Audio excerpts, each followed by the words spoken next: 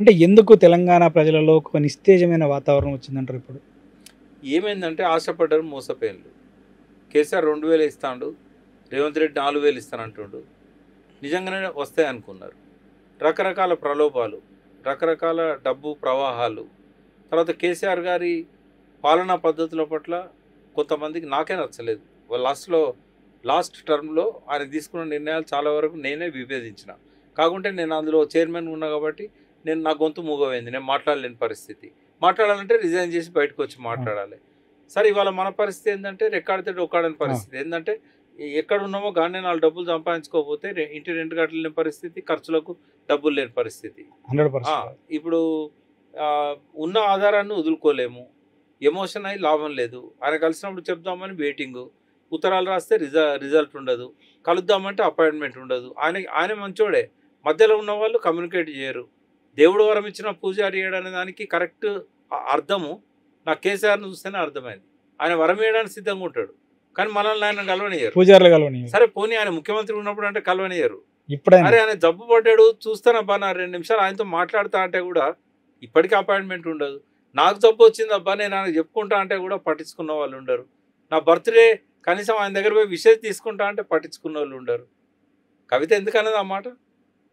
అదే అక్కడికి కవిత ఎందుకు అన్నది ఆ మాట? ఊరికేనా అంటే ఆమె కుటుంబ సభ్యురాలై ఉండి ఆ మాట బిడ్డను కలవనీయకుండా అడ్డుపడే వాళ్ళని దయ్యం అనకపోతే ఏమంటారు? కుటుంబ సభ్యురాలై ఉండి బిడ్డ నేను ఏదైనా స్వేచ్ఛగా మాట్లాడతాను. ఎందుకంటే ఆయన ఎమ్మెల్సీ గవర్నర్ కోటలు ఇస్తానంటే వద్దు పొమ్మను. నేను ఇవాళ నేనేదో పదవి ఆశిస్తలేను. ఈ ప్రజలను కూడా నేను ఎందుకు అప్పుడప్పుడు పరుషంగా మాట్లాడతా అంటే నేను మీ దగ్గరకు వచ్చి నేను ఓట్లాడగా జీవితకాలం. అప్పుడప్పుడు నాకు కోపం అంటే వాళ్ళని చైతన్యపరచడం, పడుకున్న వాళ్ళను లేదా నిద్రపోతున్న వాళ్ళని నిద్రపోకండి మీరు. అప్పుడప్పుడు కోపం వచ్చినప్పుడు సిరివెన్నెల పాట గుర్తొస్తుంది. నిగ్గదీసి అడుగు ఈ సిగ్గులేని జగాన్ని, అగ్గితోని కడుగు ఈ సమాజ జీవోత్సవాన్ని, మారదు లోకం మారదు కాలం అని చెప్పి ఏం చేస్తాం? మనం సంతృప్తి పడాల్సి. అంటే ప్రజలు మీరు అన్నట్టు ప్రజలు ఒక రకంగా వాళ్ళు నిస్తేజంలో ఉన్నప్పుడు, లేకపోతే ఆలోచించలేని పరిస్థితి ఉన్నప్పుడు, లేదా సరైనటువంటి డైరెక్షన్ లేనప్పుడు అట్లా ఉన్నప్పుడు ఇలాంటి వాళ్ళు చెప్పాలి, తప్పదు. మరి అందుకే నాయకత్వం లోపం ఉన్నది. ఎందుకు కోరుకుంటాం? నాయకుడు ఎందుకు ఏమైంది రమణ? ఎదిగిన నాయకత్వం అంతా అడవి బాట పట్టింది. చాలా మంది చచ్చిపోయారు, చాలా మంది వాళ్ళ పరిస్థితి చాలా తెలంగాణలో ఒక 2 తరాలు ఎదిగిన నాయకత్వం అంతా ఖతమైపోయింది. విప్లవం అని చెప్పి సమాజాన్ని మార్చాలని మేము కూడా ఆ బాటలో మొదలుపెట్టి 2-3 దశాబ్దాలు ఇక లాభం లేదు ఈ బాట అని చెప్పి వెనకకు వచ్చిన వాళ్ళమే. కొంతమంది అదే బాటలో ఇంకా కంటిన్యూ అవుతారు. 69లో తెలంగాణ వచ్చుట్టి నక్సలిజమే రాకపోయేది తెలంగాణలో.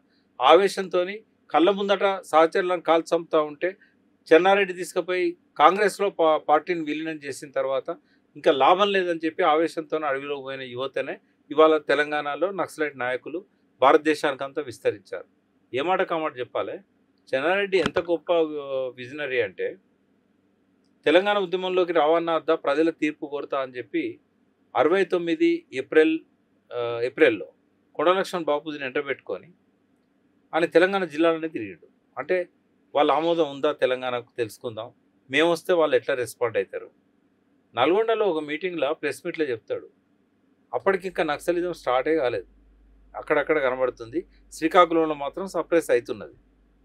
ఆయన ఏమన్నాడంటే ఈ ప్రత్యేక తెలంగాణ రాష్ట్రాన్ని కనుక ఇవ్వకపోతే ఉద్యమకారులంతా నక్సలైట్గా మారుతారు, ఒక్క తెలంగాణకే పరిమితం గారు, భారతదేశం మొత్తం వ్యాపిస్తారు ఆనాడే చెప్పిండు చెన్నారెడ్డి. 15 ఏప్రిల్ 1969. ఇంకే అప్పుడు నక్సలైట్ లెక్కన్నారు చెప్పి శ్రీకాకుళంలో ఉన్నారు.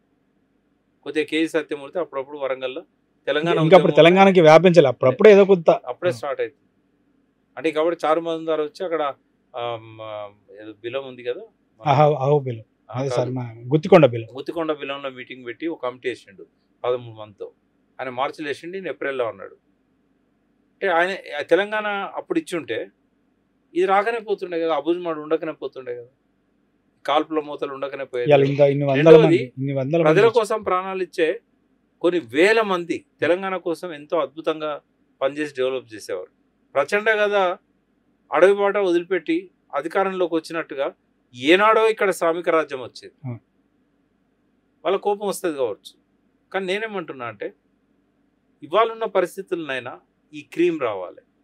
ఇవాళ బహుజనవాదం వినిపిస్తూ ఉన్నది, బహుజన నాయకులు రావాలి, రాజ్యాధికారం బీసీలకు వస్తే ఏమొస్తుందో చెప్పాలి. ఈ దొరల పాలన నుంచి ప్రజల పాలన ఎంత గొప్పగా ఉంటుందో వాళ్ళ విజన్ ద్వారా ఆవిష్కరించాలి.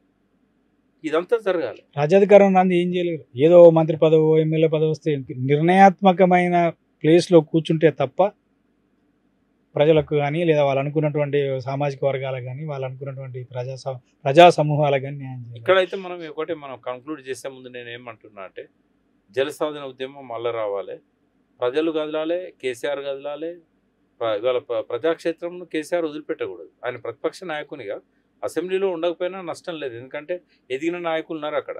కానీ ప్రజాక్షేత్రంలో ఎదిగిన నాయకులు లేరు.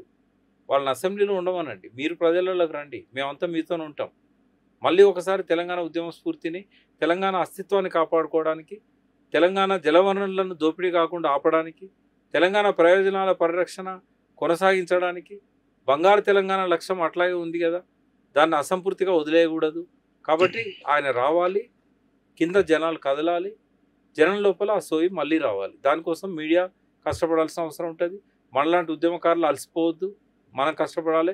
40 ఏళ్ళు ఉన్నప్పుడు నా తెలంగాణ ఉద్యమంలోకి వచ్చిన, ఇవాళ 68 సంవత్సరాలు, నేను అయినా విశ్రమించట్లేదు. మళ్ళీ మన 48 ఏళ్ళు అంటే మళ్ళీ 28 ఏళ్ళు వెనక్కి వెళ్ళి 97, 96లోకి వెళ్ళి మళ్ళీ మొదలు పెట్టాలి. 11 ఏళ్ళ వయసు ఉన్నప్పుడు భద్రాచలంలో ప్రిన్సిపాల్గా రిటైర్ అయిన సిద్ధుల్ మాస్టరు మా ఊరికి వచ్చి నేను 7వ తరగతి చదువుతుంటే ఈ తెలంగాణ సోయి కల్పించాడు. 11 ఏళ్లలో పడ్డ విత్తనము ఇవాళ 68 ఏళ్ళు వచ్చినా కూడా ఆ తెలంగాణ కోసమే బతకాలనే ఒక వాంఛను కంటిన్యూ చేసింది. కాబట్టి ఉద్యమ స్ఫూర్తి అనేది ఎప్పటికీ ఆరిపోదు. కానీ మళ్ళీ అవసరమైనప్పుడు దాన్ని జ్వలింపజేయాలి, దానికి నాయకుడు కావాలి. తప్పకుండా కేసీఆరే మళ్ళీ ఆ బాధ్యత నిర్వహించాలనుకుంటున్నా. కొత్త రక్తం వచ్చింది తెలంగాణలో. తెలంగాణ ఉద్యమం స్టార్ట్ చేసినాడు పుట్టనోళ్ళకి ఆ లోటకు వచ్చింది. అలాంటి వాళ్ళందరినీ కూడా మళ్ళీ తెలంగాణ సోయి కల్పించకపోతే మళ్ళీ రేపు తెలుగుదేశం ఇక్కడ అధికారంలోకి వస్తుంది. ఉన్న ప్రయోజనాలు పూర్తిగా కూడా తుడిచిపెట్టబడతాయి. రాష్ట్రాన్ని తెచ్చుకొని కూడా ఉపయోగం లేకుండా అయిపోతుంది. రైట్. అంటే తెలంగాణ రాష్ట్రానికి జరుగుతున్నటువంటి నష్టాన్ని నివారించడం కోసం కేసీఆర్ గారు మళ్ళీ ప్రజాక్షేత్రంలోకి రావాలి. ఎందుకంటే కొట్లాడి సాధించి తెచ్చుకున్న తెలంగాణ మళ్ళీ తెరలైపోయేటువంటి ఒక ప్రమాదం ఏర్పడుతుంది. కాబట్టి ఇప్పటికైనా ప్రజలు, తెలంగాణలో ఉన్నటువంటి బుద్ధిజీవులు, మేధావులు, చైతన్యవంతులైన వాళ్ళు మరొక్కసారి నీటి కోసం, వనరుల కోసం పోరాటం చేయాల్సినటువంటి అవసరం ఉంది. ముఖ్యంగా కేసీఆర్ లాంటి వాళ్ళు అనుభవజ్ఞులైనటువంటి 14 ఏళ్ల పోరాటం, 10 ఏళ్ల ముఖ్యమంత్రిగా పరిపాలన చేసినటువంటి అనుభవం ఉన్న నాయకులు మళ్ళీ ప్రజల్లోకి వచ్చి మరి ప్రజలను చైతన్యవంతం చేస్తే తప్ప ఇవాళ ఈ రాష్ట్రంలో అధికారం ఉన్నటువంటి ప్రభుత్వానికి నాయకత్వం వహిస్తున్నటువంటి రేవంత్ రెడ్డి తెలంగాణకు చేస్తున్నటువంటి కుట్రలను ఆపలేమన్నది వి ప్రకాష్ గారి యొక్క అభిప్రాయం. థ్యాంక్ యూ వి ప్రకాష్ గారు.